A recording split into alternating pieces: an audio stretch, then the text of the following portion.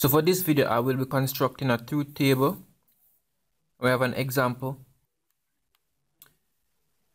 So I want to draw up our table. Go ahead and set out our proposition.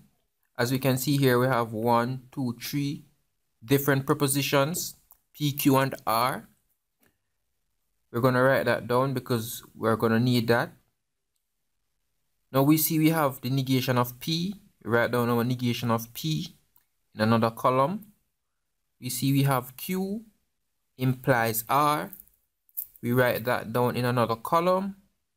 And then we just write the overall example in another column.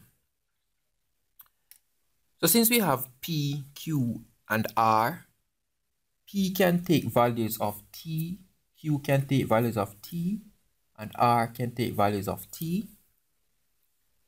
P can take values of T, Q can take values of T, and R can take values of F.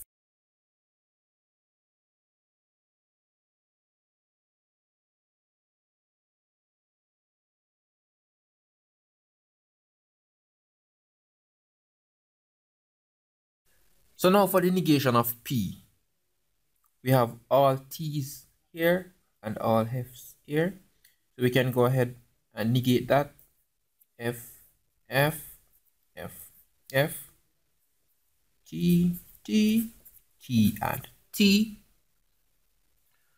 And now for Q implies R, we have Q implies R, and Q implies R is true if Q and R are true, and if Q is false and R is either true or false. So here we have both T's implying this is true. Here we have T and false implying this is false. Here we have false and true implying true. We have false and false implying true. Here we have true and true implying true. Here we have true and false implying false. False and true, false and false implying true and true.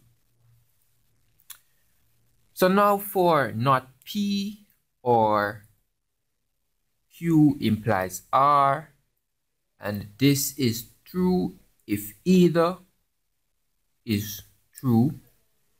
So this is true, this is false, this is true, this is true, this is true, this is true, this is true, and this is also true.